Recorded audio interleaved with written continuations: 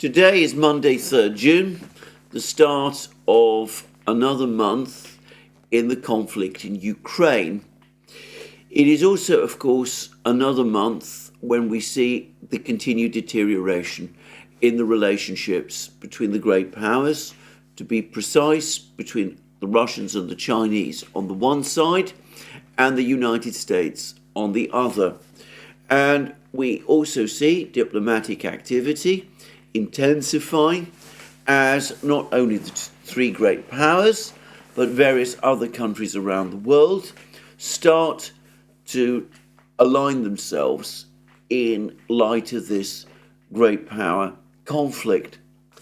Now, what is very strange, what is incredibly difficult for me to understand, is that the United States and its allies, faced with a conflict in Europe against one great power, Russia, a conflict which even the Western powers are now starting to grudgingly accept they are losing. They seem, notwithstanding that, to continue to be committed to pursuing a conflict with China in the Far East, a far more powerful country by most metrics than Russia. But bizarrely, they are starting to take steps to bring these two conflicts, the one against Russia in Europe and the one against China in the Pacific region. They're starting to bring these two conflicts together and to unite them in one. This is despite the fact that the conflicts are completely different.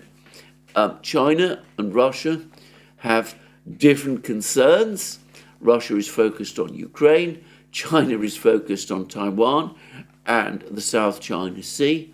China has no particular interests in Ukraine. Russia has no particular interests in Taiwan and the South China Sea. Both China and Russia do feel under intense pressure from the United States, and each of these countries, therefore, has been forging closer, ever closer relationships with the other. But until very recently, each of these two countries had been very careful to avoid giving an overt commitment to support the other in the conflicts in which the other is involved. So the Chinese have gone out of their way to say that they are neutral over the conflict in Ukraine, and until fairly recently, the Russians were basically saying the same thing about the conflict in Taiwan and the South China Sea. Well, that is starting to crumble. And again, the reason it is doing so, at least one of the reasons why it is doing so, is because Western governments and Western leaders and their key allies, Ukraine and Taiwan, seem to be intent, bizarrely, in combining these two crises, potential crises, into one. And we see that over the last couple of days in the increasingly eccentric behavior of President Zelensky of Ukraine. Now, one would assume that President Zelensky has many problems to keep him in Kiev at this particular time, but as is often the way, President Zelensky, when he finds himself facing a difficult situation in Kiev, decides to go on his travels. And this time he decided to go to Singapore to attend the Shangri-La summit of East Asian leaders. And he was there.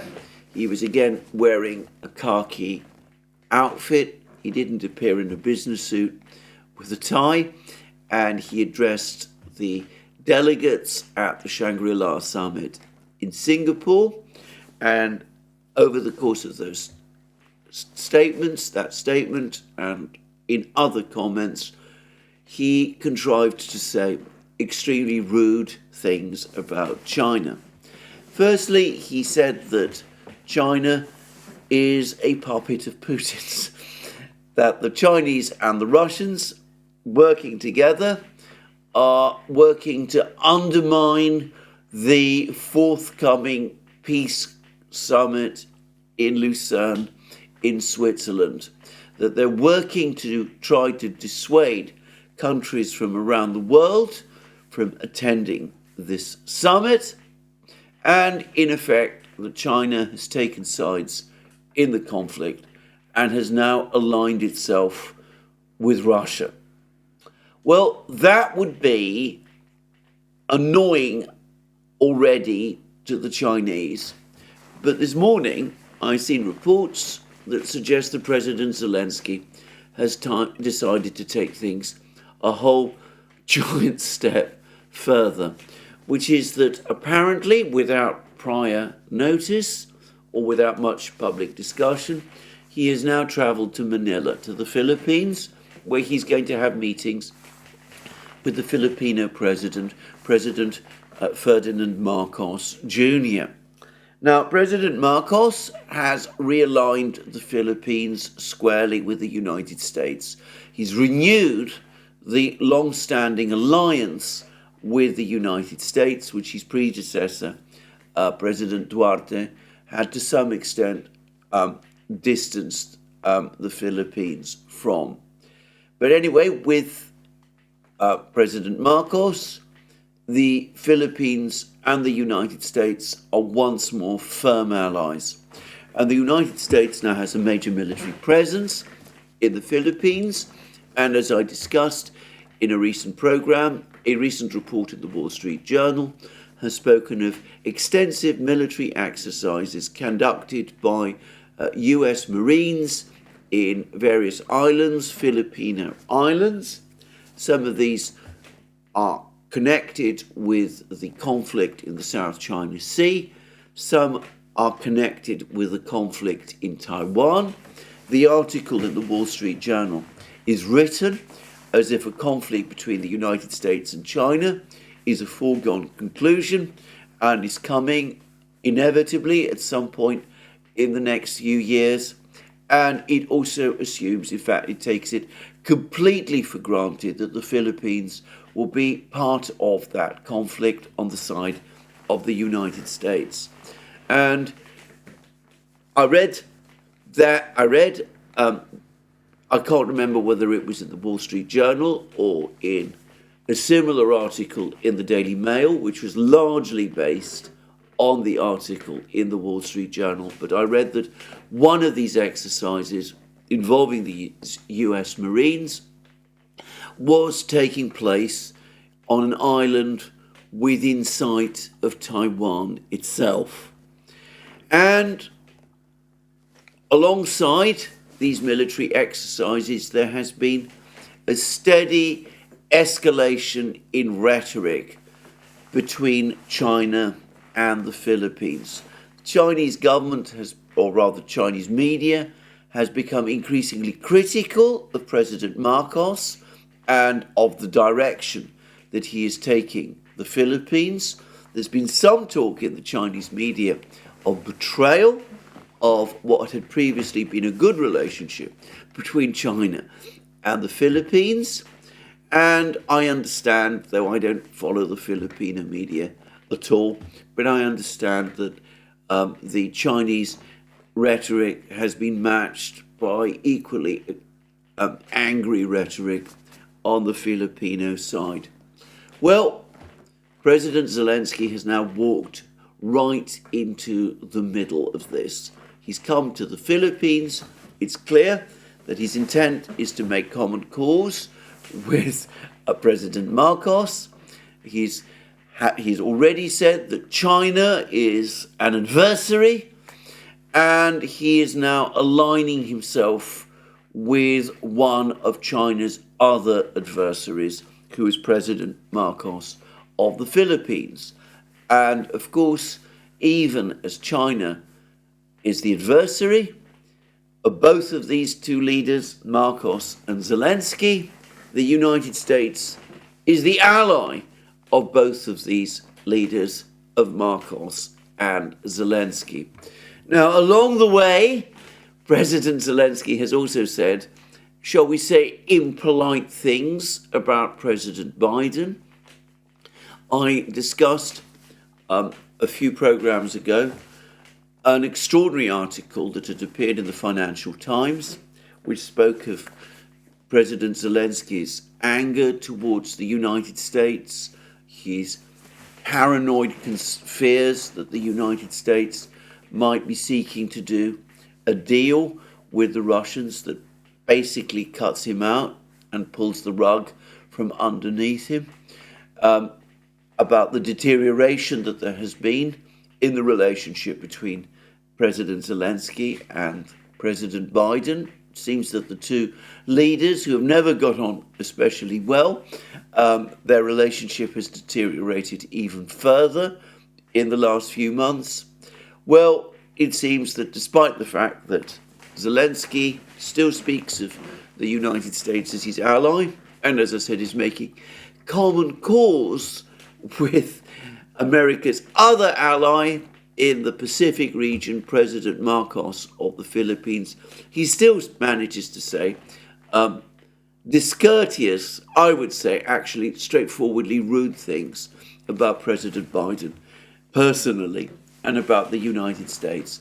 It's been obvious to me for a long time that in terms of international diplomacy, President Zelensky is a loose cannon, having an extremely unsatisfactory meeting with Prime Minister Modi of India last year at the Tokyo G7 summit, having kept President Lula waiting and failing to turn up to a meeting at the same summit, having already annoyed Crown Prince Mohammed bin Salman at an Arab League summit meeting. Anyway, it's been obvious to me for some time that President Zelensky is something of a loose cannon, and we see how that is again proving to be the case over the course of his visit to the Philippines, to Singapore, and in the various statements and the people he has met over the course of that visit. Now, to be very clear, the Chinese have reacted already very negatively to President Zelensky's comments whilst he's been in East Asia. We've had comments, for example, from the Chinese Foreign Ministry spokesman, Mao Ning. She's reported to have said that China has never fanned or fueled the flames of the Russian-Ukraine war. China believes all efforts should be recognized in supporting peace measures in the Ukraine-Russia war, and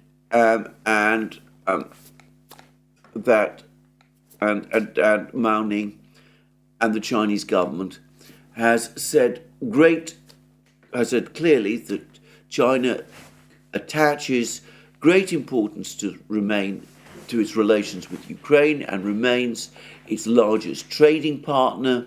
China's position on the peace conference is very open and transparent. We believe that we can get the understanding and support of all parties, said Mao Ning. So the Chinese Foreign Ministry spokesman has rejected outright President Zelensky's claim that China has overtly taken sides.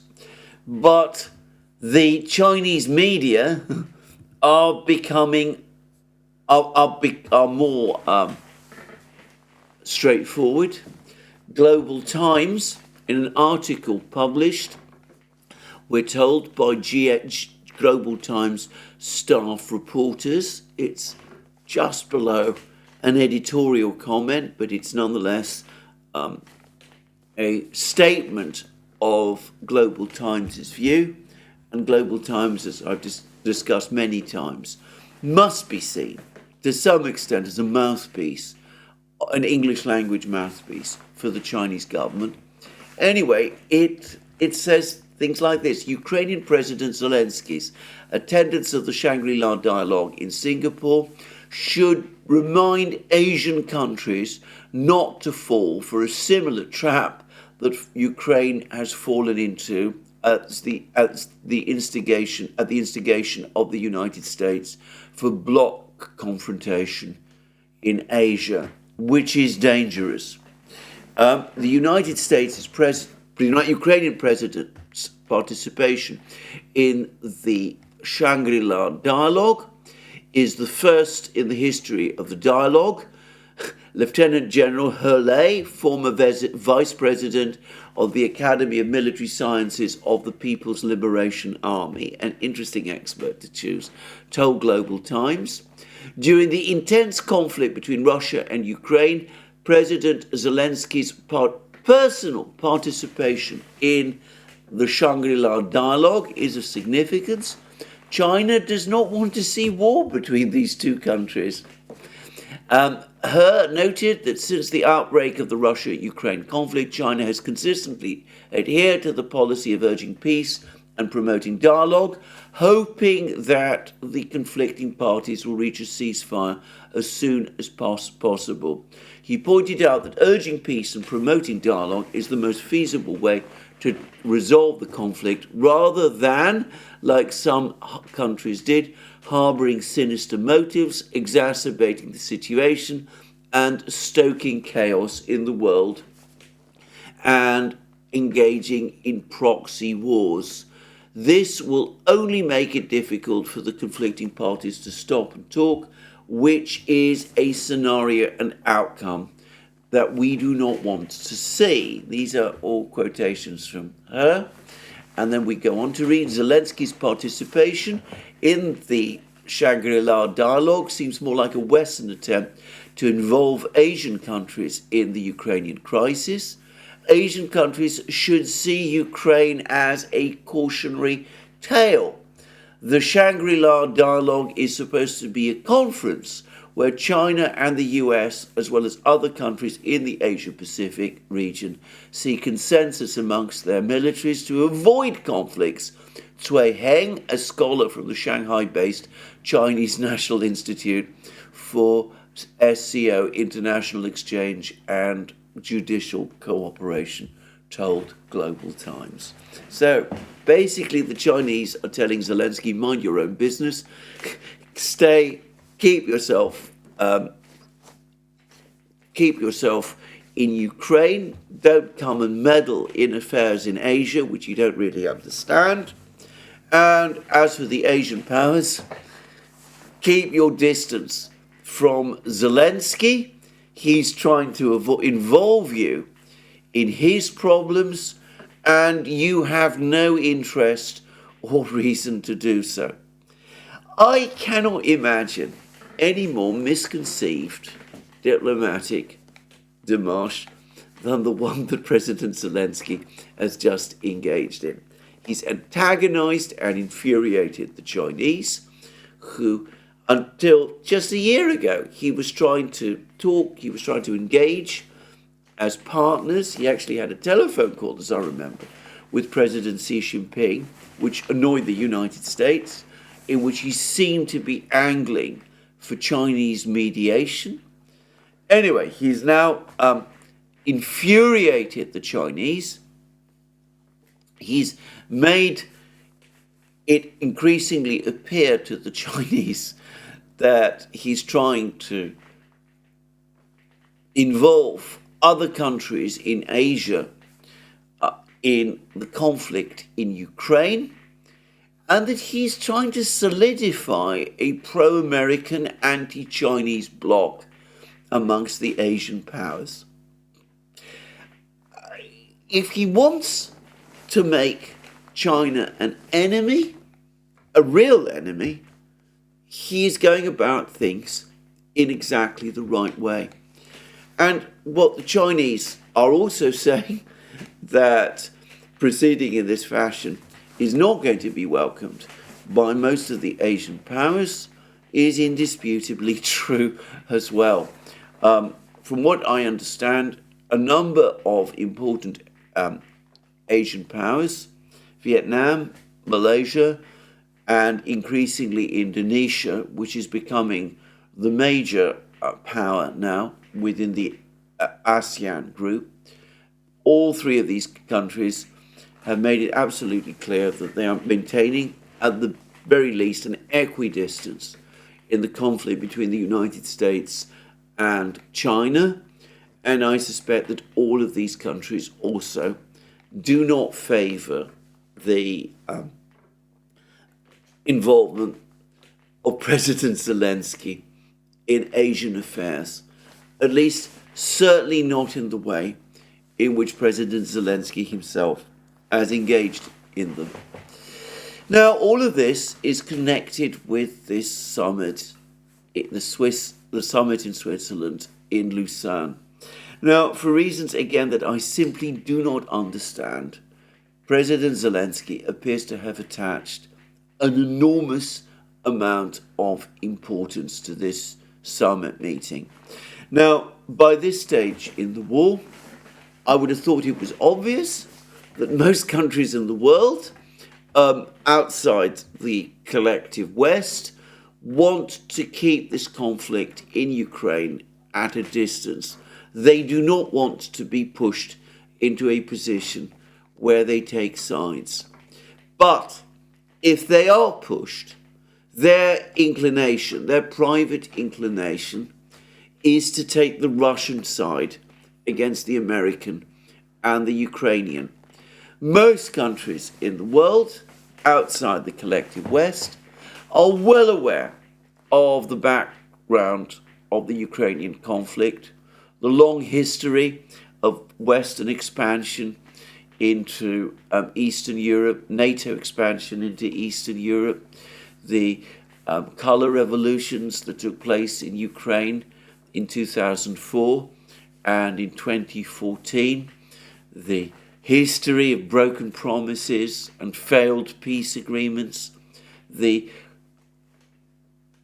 increasingly the covert but then increasingly open support for the United States and the Western powers in Ukraine, and the growing hostility and antagonism of those same Western powers against Russia and its president, President Putin, which has been the drumbeat of Western policy, well, going back almost 20 years now, despite the fact that most leaders outside the West who have met President Putin have come to trust, unlike those in the West, have come to trust and like him. So most countries around the world know all of these things, and as I said, if you push them to the point where they are forced to take positions, something which, on balance, they would rather not do, they're going to incline to the Russian position. Now, given that that is so, why set up a conference in Switzerland, invite all of these countries from around the world to Switzerland, try to organize a peace summit there, and try to get all of these countries, in the absence of the Russians, who are not invited, to support a peace formula drawn up by President Zelensky himself, but with the assistance, the now acknowledged and officially admitted assistance of the United States, support a peace proposal, so-called peace proposal, which in effect requires the complete and total and unconditional capitulation of Russia. Now, had Ukraine been successful in the war, had its great counteroffensive of a year ago been crowned with victory, well, perhaps some countries, conscious of the enormous power that the West still has might have very grudgingly and with private misgivings come round. Perhaps most of them would. But in a situation where Ukraine is losing and where the West seems in disarray, again, it doesn't make much sense to hold a peace conference like this at this particular time. And unsurprisingly, more and more countries are staying away.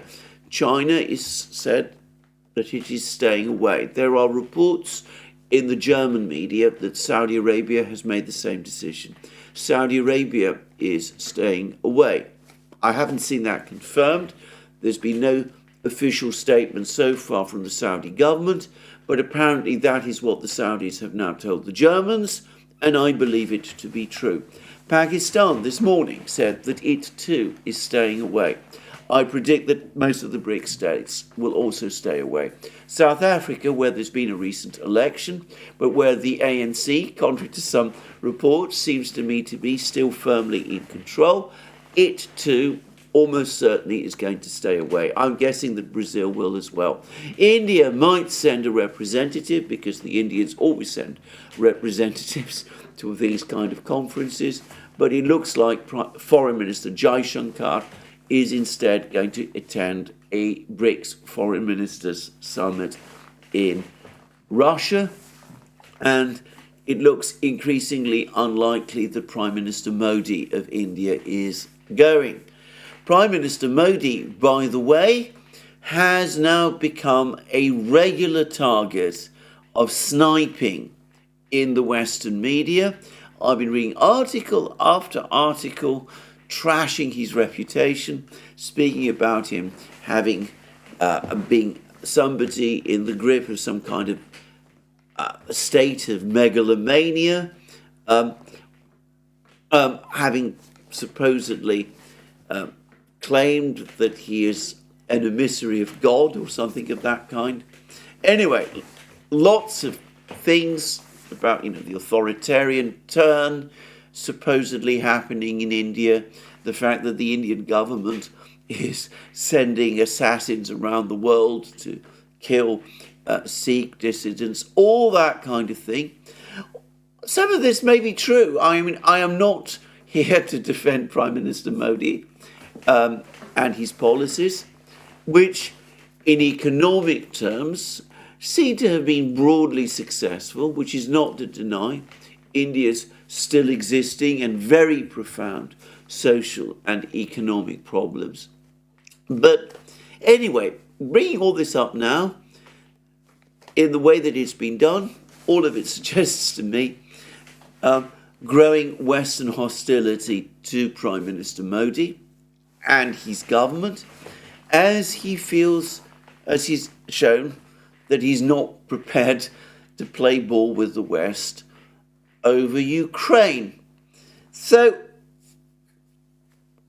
it's understandable that perhaps Prime Minister Modi might himself decide to stay away from a conference in Switzerland where he might find himself isolated. I'm not absolutely sure that's going to happen, but that's my sense. If he does go, which I think unlikely myself, but if he does decide to go, I suspect it's because China has decided not to attend. But anyway, whatever. It looks as if an increasing number of countries are deciding not to attend this conference. And it is completely unsurprising. So why then did President Zelensky invest so much hope in this peace conference? Well, as I said, I don't fully understand, but going back to the Financial Times article, which discussed the mood of delusion and paranoia that seems to hold Kiev in its grip at the present time, it looks as if it's another case of Zelensky clutching at straws, convinced that somehow through sheer force of personality he's going to be able to turn this peace conference in his favour, achieve full backing for his peace plan, unite the international community behind him, and present the Russians with an ultimatum which they cannot accept. It's an absurd idea, but people perhaps who are deeply stressed, as President Zelensky clearly is, and who no longer see things as they actually are, do sometimes fall into the trap of behaving in this way. But if there are question marks over President Zelensky's behavior, surely there are even greater question marks over those of the Western powers. Now, the United States has also sent its representative, Defense Secretary Lloyd Austin, to the Shangri-La dialogue in Singapore.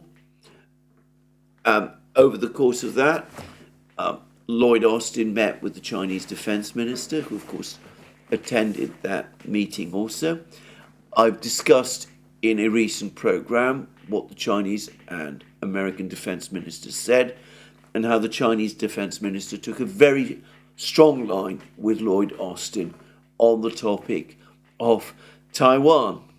Anyway, given that the United States is attending this summit, and given that the United States is indeed trying to create an anti-Chinese bloc in East Asia, why do they allow Zelensky to go and to turn everything upside down there?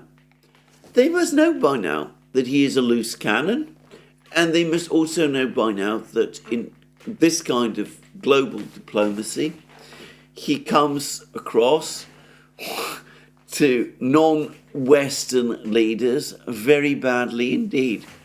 He's annoyed Prime Minister Modi, President Lula. He's now infuriated Chinese President Xi Jinping.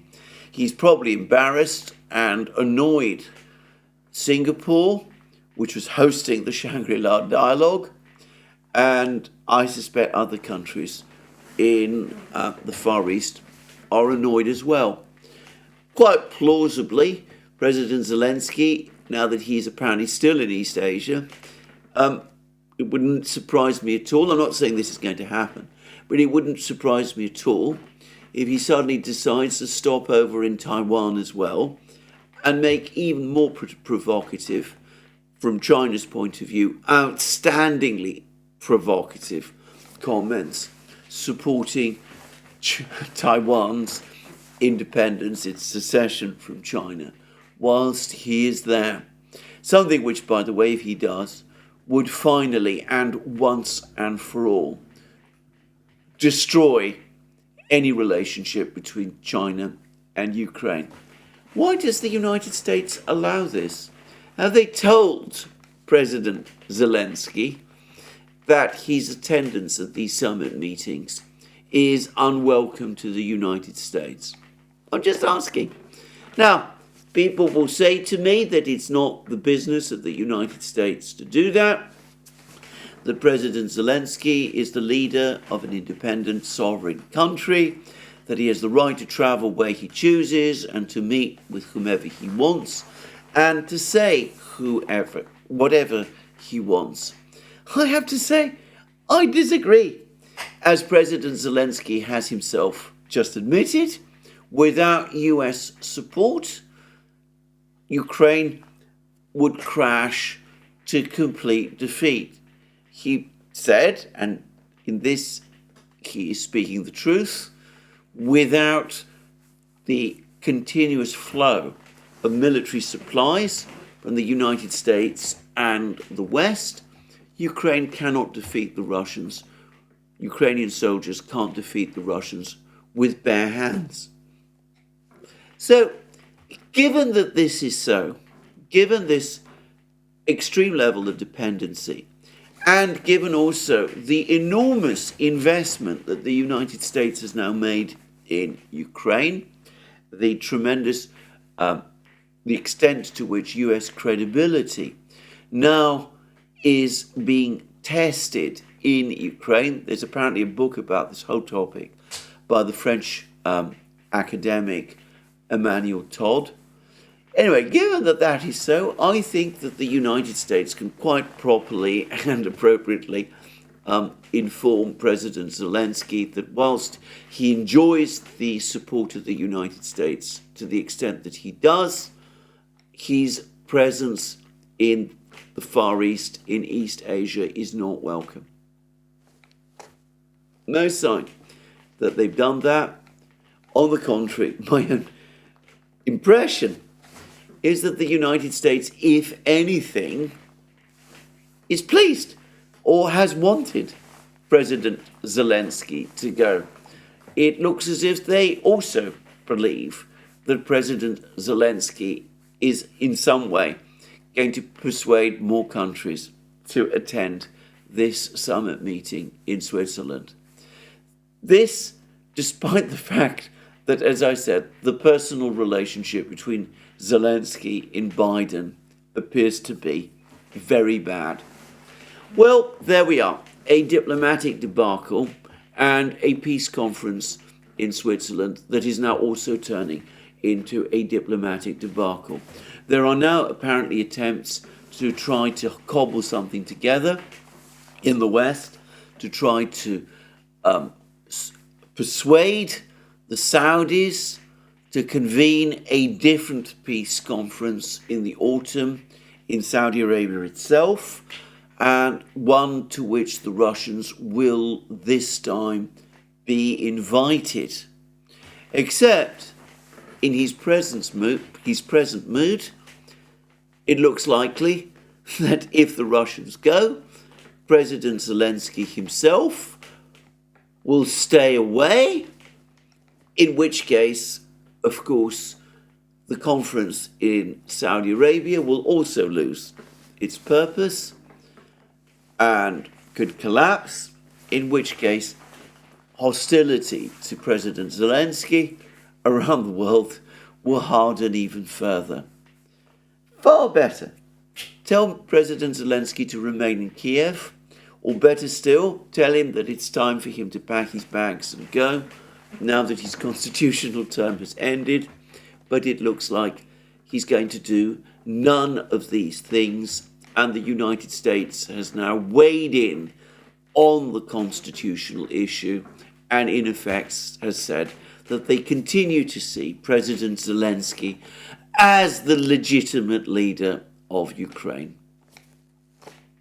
Anyway, all of this being driven by the conflict on the battlefronts. But can I say again, American interests are not served by combining these two crises, the one in the Pacific and the one in Europe, in effect into one, in a way that President Zelensky and some people in the United States seem keen to do.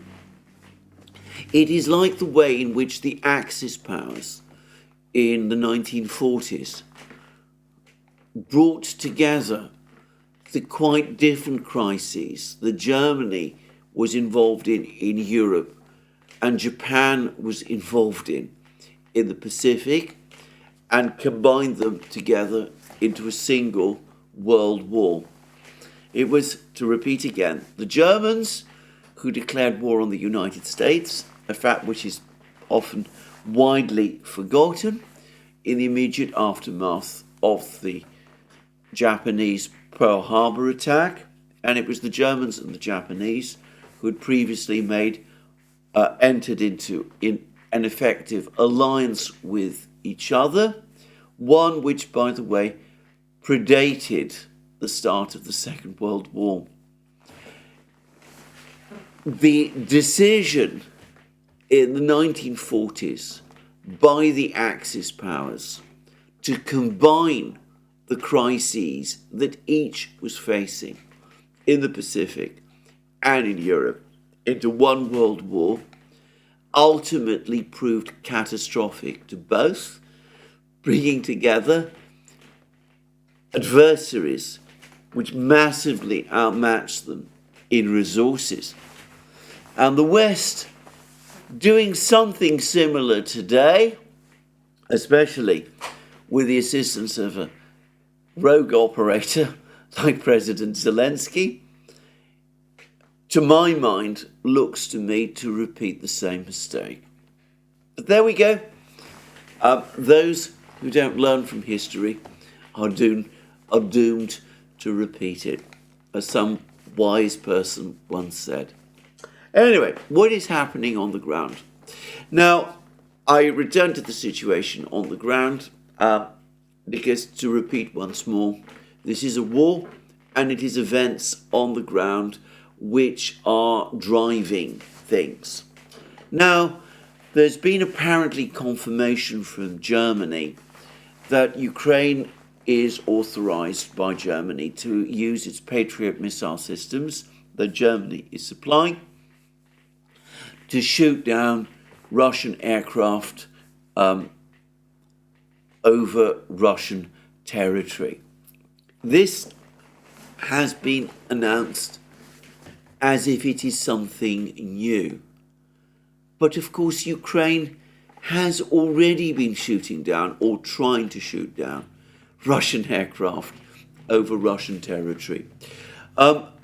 Just over a year ago, I remember an incident in which 4 Russian aircraft, 2 Sukhoi 34s and 2 Mi-8 helicopters were brought down. I believe it was in Kursk region. Now, it's, I believe, come to be accepted that this was the result of a friendly fire incident, but various people in Ukraine, as I remember, at the time alleged that it had been done by Ukraine using Western air defense missiles which had been located close to the Russian border. Well, it was never fully established what exactly did happen, but that was the claim that was being made in Ukraine, and Western leaders, Western governments, as far as I can see, never showed any concern about this.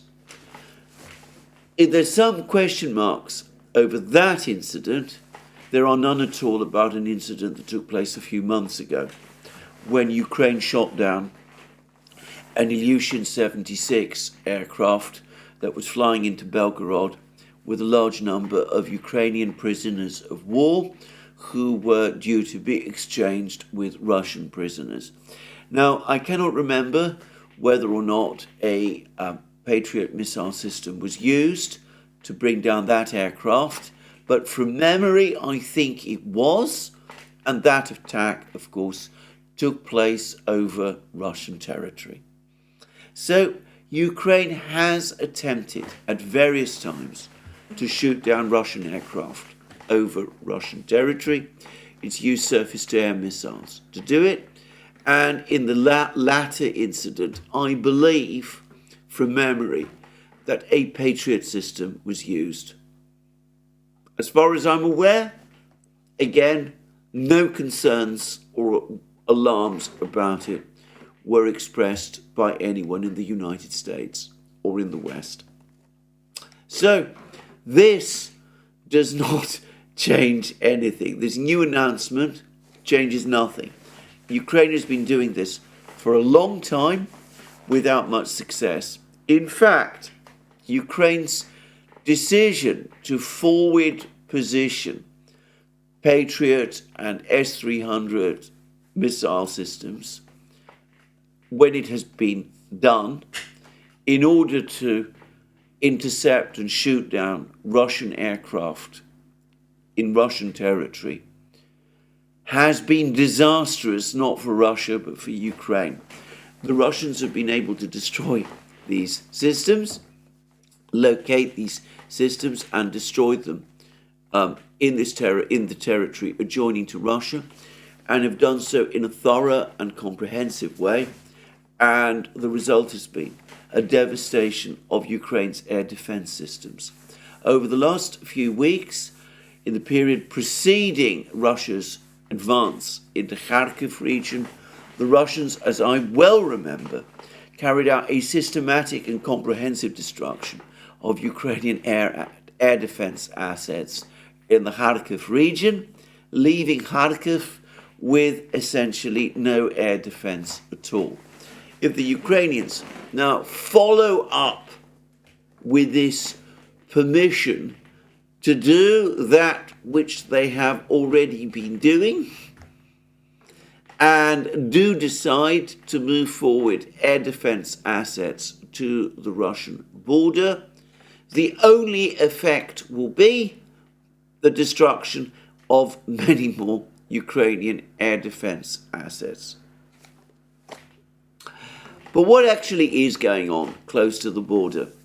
Well, there continue to be lots of stories and rumours and debates and discussions about a potential Russian advance in Sumi region.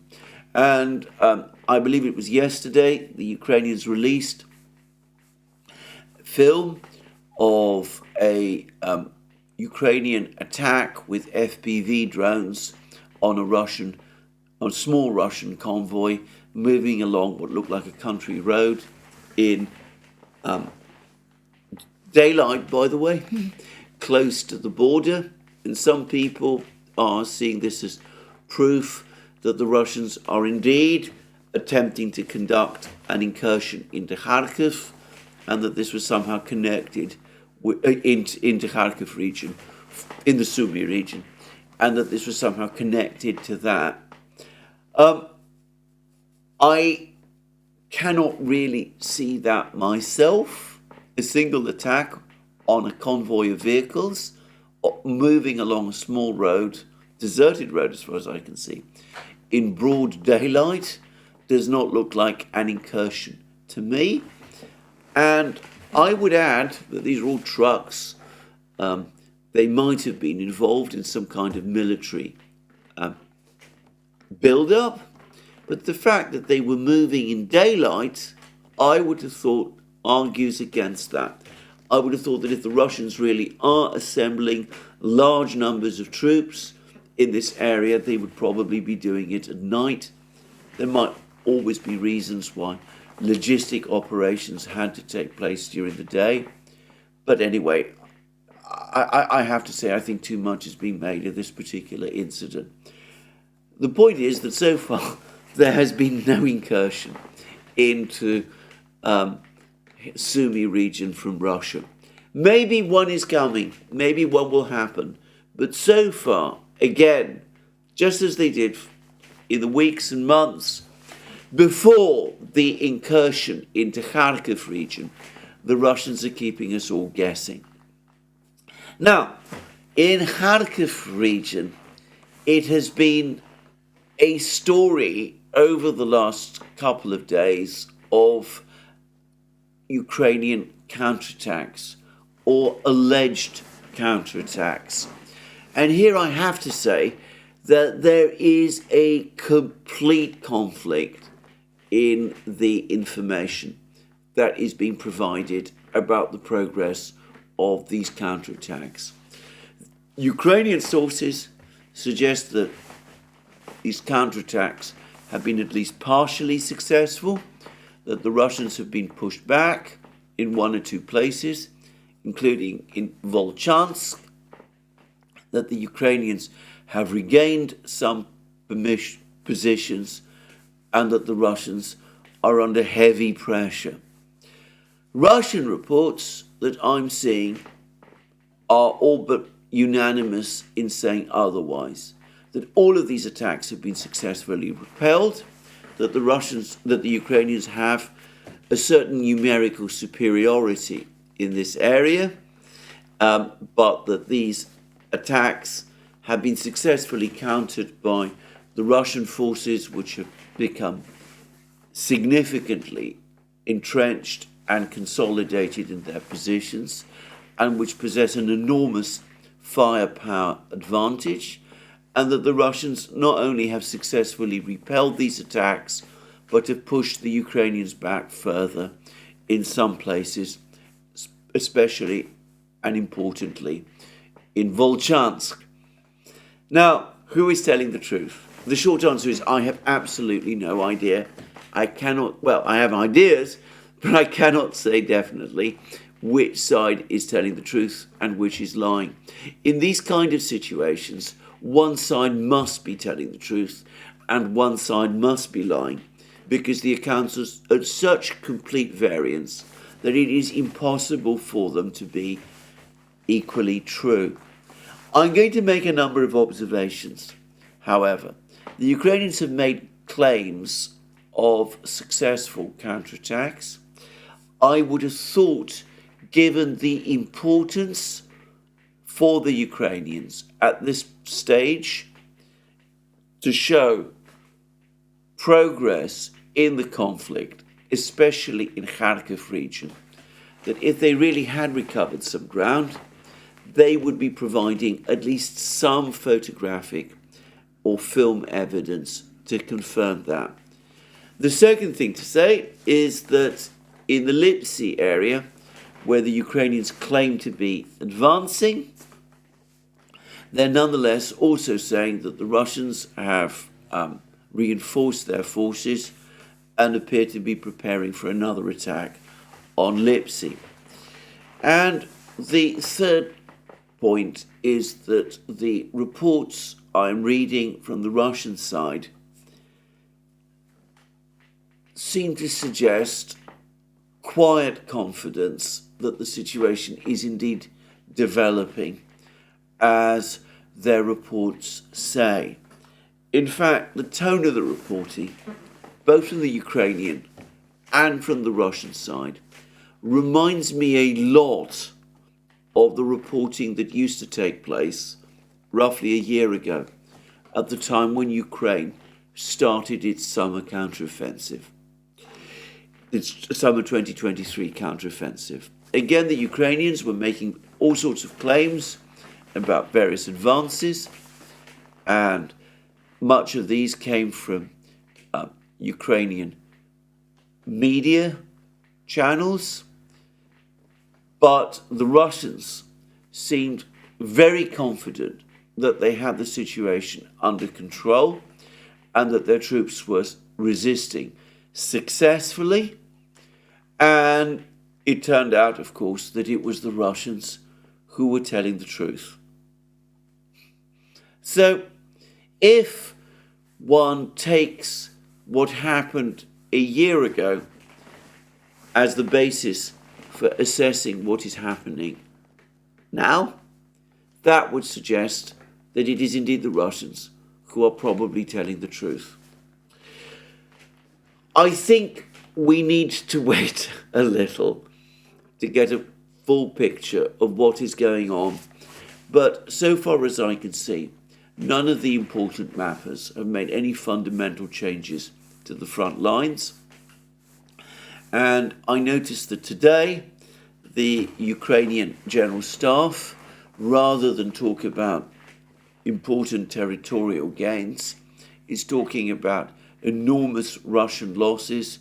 Supposedly the Russians lost 1,200 men over the course of yesterday. When the Ukrainians talk like this, rather than about territorial gains, that points to my mind to counterattacks that have failed to achieve the objective that was set. But as I said, let's wait and see. The Russians seem confident. They seem to be sure that they're holding their positions. It's clear that they had expected these counterattacks to come.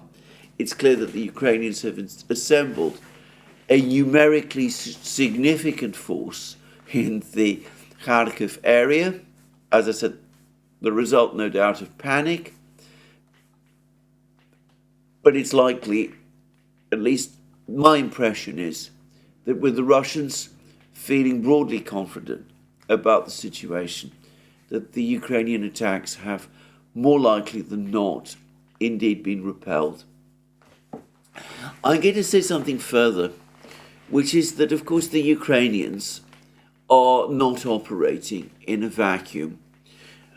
It seems likely that this operation that's taking place at the moment, these attempted counterattacks, are inflicting heavy losses on Ukraine, that many of Ukraine's best troops are being sacrificed again in these counterattacks, which might not be succeeding. But it seems to me that Ukraine once again has trapped itself into being forced to carry out these counterattacks and to absorb these losses. Briefly, Ukraine has campaigned in the West over the last couple of weeks for permission to use Western weapons to conduct cross-border strikes, basically in order to contain the Russian offensive in Kharkov region. And over the last couple of days, they've been given that permission, and they've conducted what looked like ineffectual missile strikes on Belgorod and in another Russian town called, I believe, Shabino. The Ukrainians probably feel that having obtained this public permission from the Western powers, they need to show to the Western powers that with these Western weapons, they are achieving some result. Quite probably, quite possibly, the Ukrainians told the Americans specifically that provided they were given the permission that they sought, they would be able to not only repel the Russians, but drive them back. So that has forced them into counterattacks, which perhaps logically they should not be conducting at this time. Some time ago, I think it was about 2 weeks ago, the 79th Brigade of the Ukrainian Army, which is an active and very interesting website, actually said that the original Ukrainian plan was not to try to defend Lipsy and Volchansk, but to fall back to prepared positions near Kharkiv, the same positions that Ukraine occupied in this general area for much of 2022. Well, it's now turned out otherwise. Ukraine is losing large numbers of men and even larger amounts of equipment, particularly precious artillery, trying to hold positions further forward and to conduct counterattacks against an enemy with far greater firepower.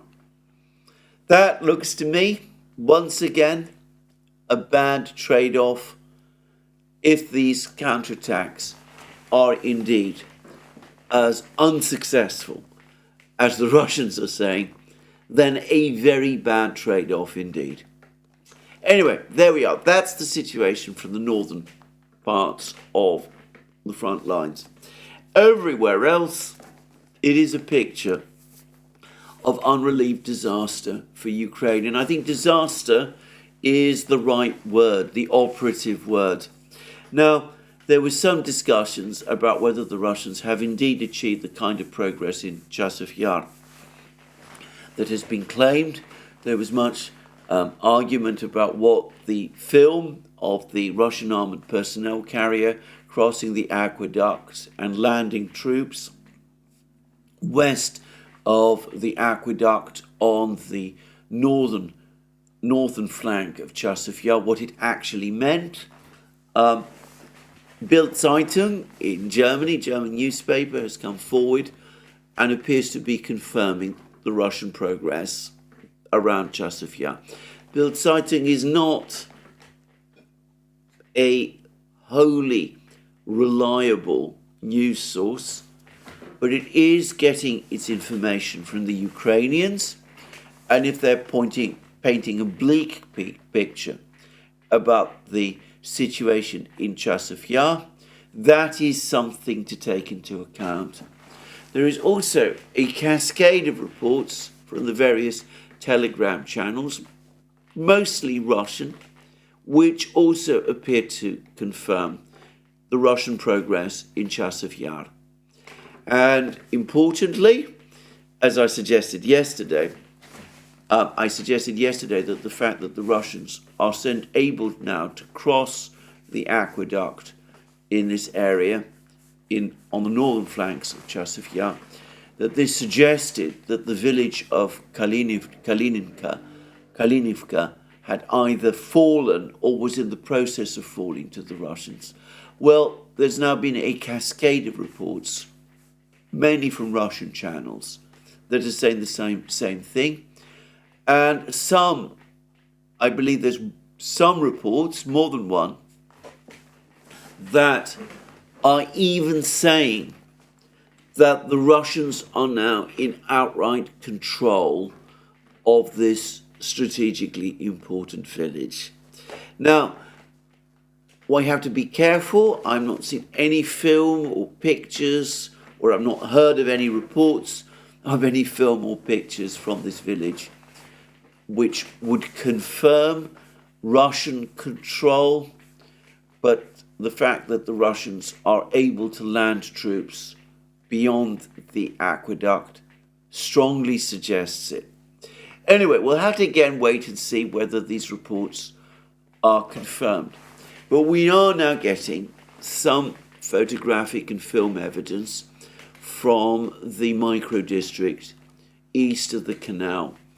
And this film evidence does appear, apparently, to confirm that the Russians are now in control of perhaps 40% of the micro-district, the eastern and southern part of the micro-district, and that the Ukrainian defenders still clinging on and fighting, it must be said, very bravely against impossible odds and in horrendous conditions, that they're being pushed back. Now, I've said that these troops are trapped in the micro-district, and I have no doubt that that is true, but it does seem as if the Ukrainians have been trying to send at least some supplies and reinforcements to the troops in the micro-district. Along the one road from western Chasiv Yar, across the aqueduct into the micro-district, the Russians are already referring to this road as a road of death. They're also, by the way, referring to the road that sends the supplies to the Ukrainian forces in Volchansk as a road of death as well. Both roads, but perhaps especially the road into the micro-district in Chasiv Yar, are completely under Russian fire control, and the Russians are able to monitor what goes on this road with their drones and their surveillance techniques. And anyway, there's been apparently a mass destruction of Ukrainian vehicles and troops trying to move along this road, both towards the micro-district and perhaps back from it.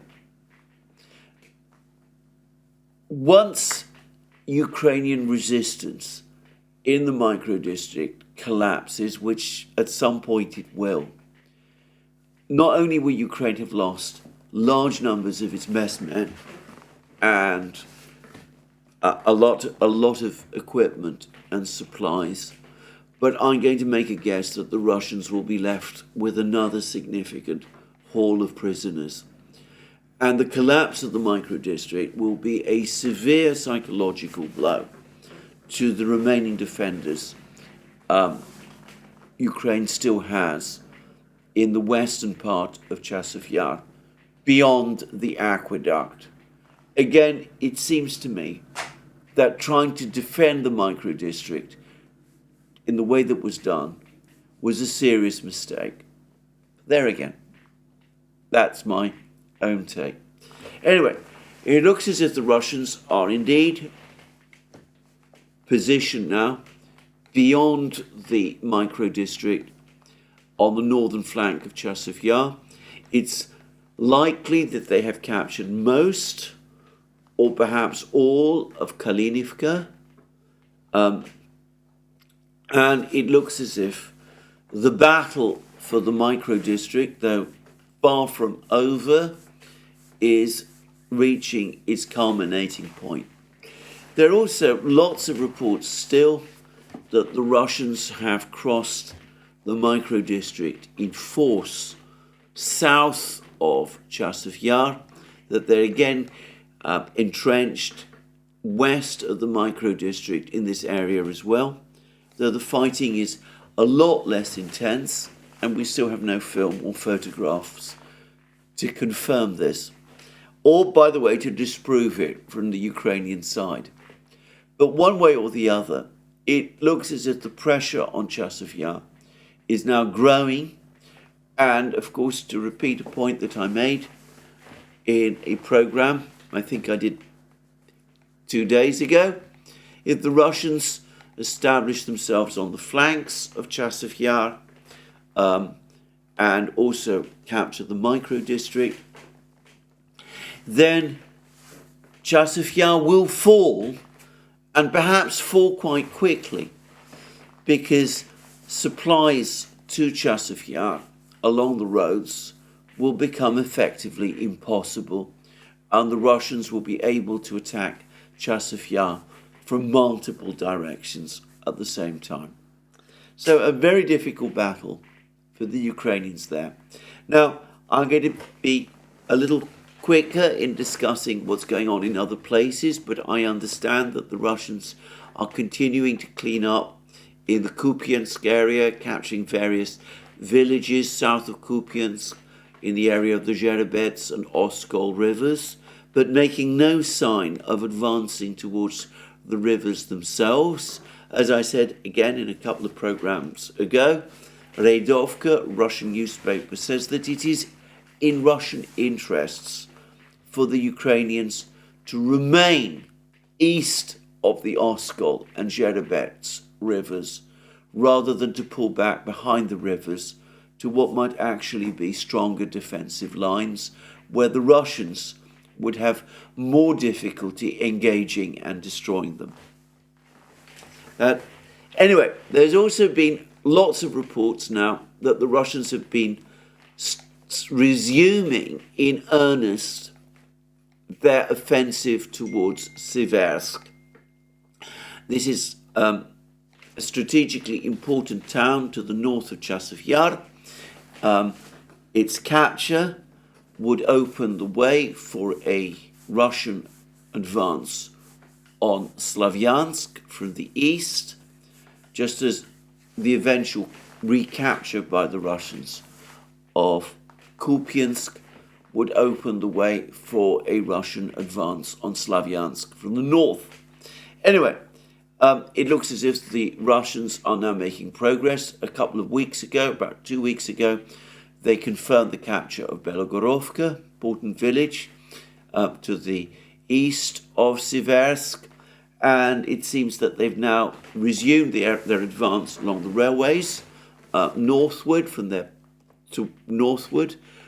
positions south of Siversk, and that they're moving closer now to the Vimka railway station, and that they've captured a whole chain of Ukrainian positions on high ground, basically to the east of this railway station.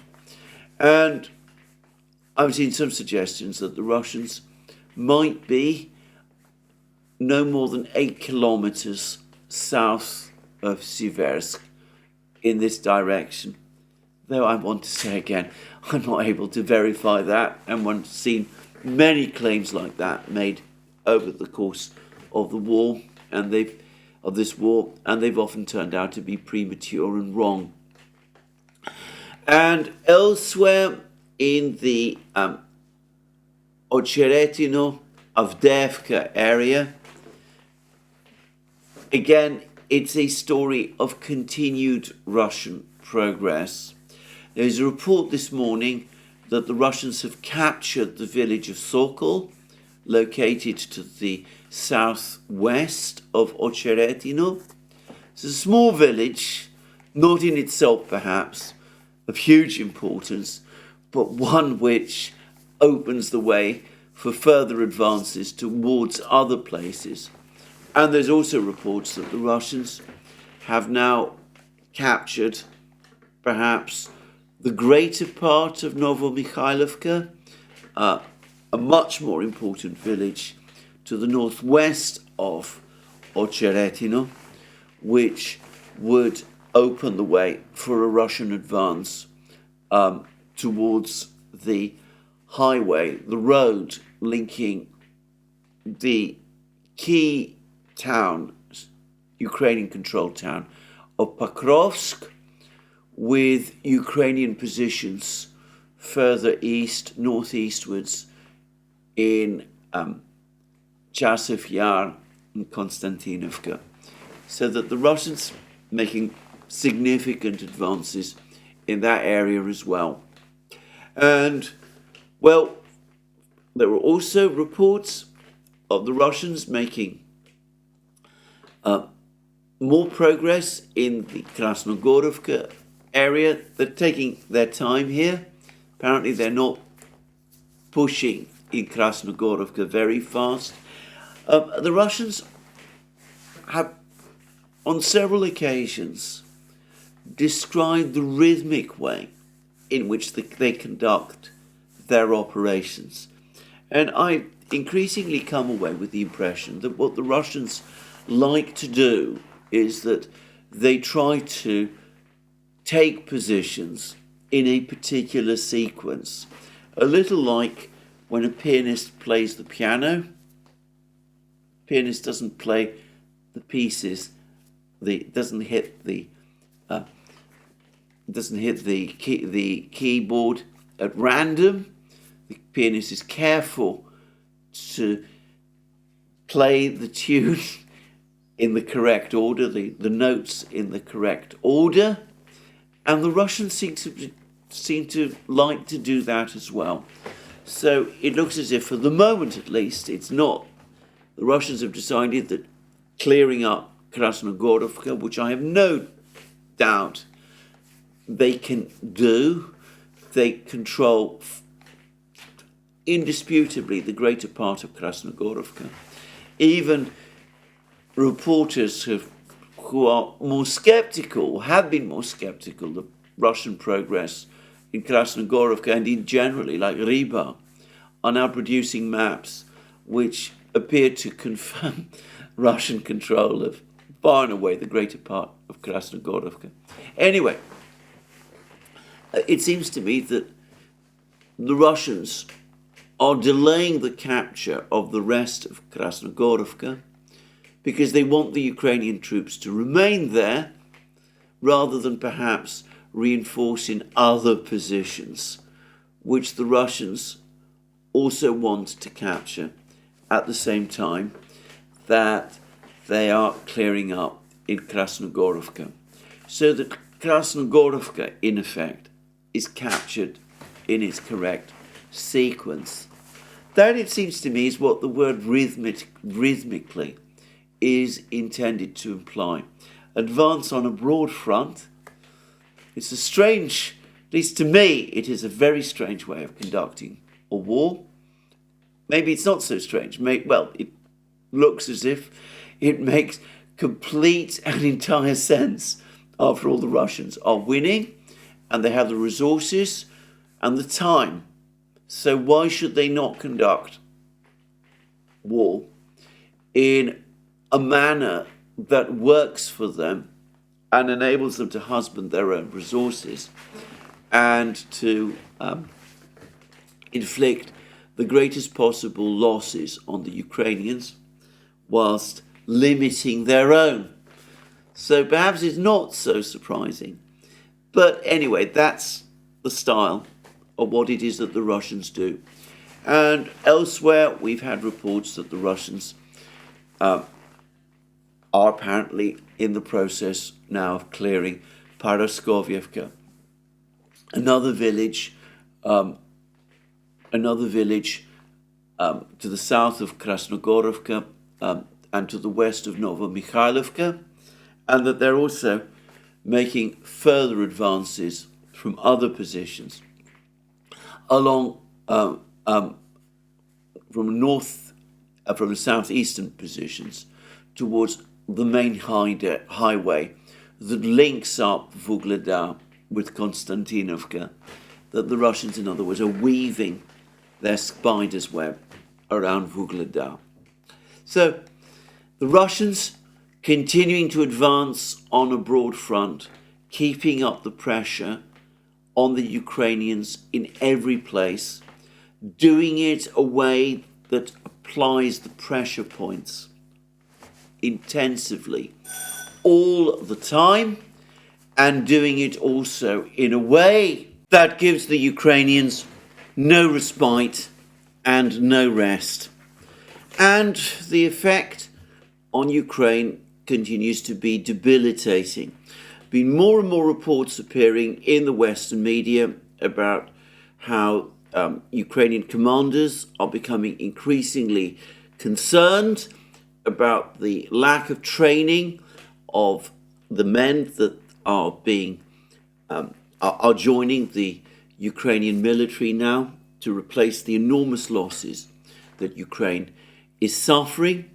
And of course, we've also seen the devastation, the absolute systematic destruction of Ukraine's artillery systems, its aircraft, its air defense system, its energy system, all of that going on every day, even as the pressure that the Russians apply gradually grows.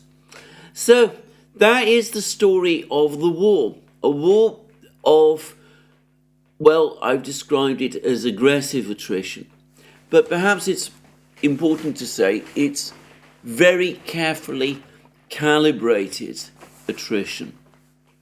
It reminds me of some of the things that are sometimes claimed of martial arts experts, that they know exactly how to maintain the pressure on the various pressure points, not just to apply it strongly and intensively, but in some cases even to apply it gradually in order eventually to cause the adversary to collapse. How long it will be before that collapse comes, again, I find it impossible to say, but that it will eventually come, probably very suddenly, as always tends to happen in attrition wars. Well, of that, on present trends, there is no doubt. And I've said in previous programs that the latest announcements, the announcements that have been made by Western governments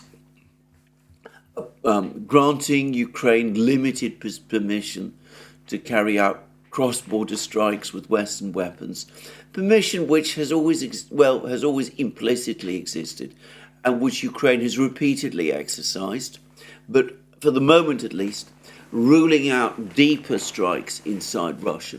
Admiral Kirby, by the way, from the National Security Council, again all but admitted as much. He basically said that the Biden administration, the president, is still anxious to avoid an out-and-out confrontation with Russia, a nuclear superpower, and absolutely does not want the United States to get drawn into a World War III scenario. I suspect that what Admiral Kirby is saying, while it might reflect the president's decisions, is informed mostly by feeling in the Pentagon. Just saying. But anyway, that appears to be the policy at the moment. But all of this, as I said, done apparently to try to assuage, placate the Ukrainians, who are becoming more desperate and more angry and more in the grip of panic and hysteria, even as they sense that things around them are crumbling. And President Zelensky's eccentric, or if you prefer a gentler word, idiosyncratic, political, diplomatic, if I could put it like that, move by going to Asia, attending this conference in Singapore, traveling on to the Philippines, making all these extraordinary comments about China. Well, ultimately, that is a reflection of an increasingly desperate man heading an increasingly desperate government as they sense that the walls are closing in. Anyway, we will see where all of this is going. In my next program, I propose to discuss the increasingly fraught situation in Germany, where, of course, we're now on the brink of European Parliament elections. But there's been another long article in the Financial Times talking about an increasingly fractured coalition, unable to make decisions, with the finance minister, Christian Lindner, in conflict with the defense minister, Boris Pistorius. Lindner wants to reduce defense spending. Pistorius wants to increase it. The Greens apparently increasingly discredited, and the government itself limping along, unable to make decisions in most areas, sensing perhaps, with some of its members, sensing perhaps that the war has turned into a disaster for Germany, but with no clear plan about how to escape the disaster that their own mistakes of policy, to a great extent, have created. But that's for my program tomorrow. This is where I end my program today. Let me remind you again that you can find all our programs on our various platforms, Locals, Rumble, and X.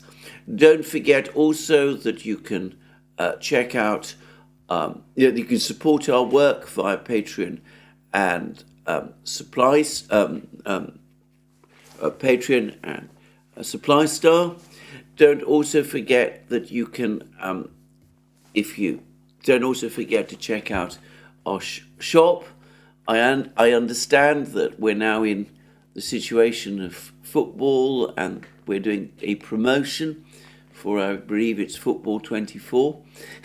You can find a range of things at a discount on our shop. You should certainly go and look it up. And as I said, this is where I end my program. Remind you again, if you've liked it, please remember to tick the like button and to check your subscription to this channel. That's me for today. More from me soon. Have a very good day.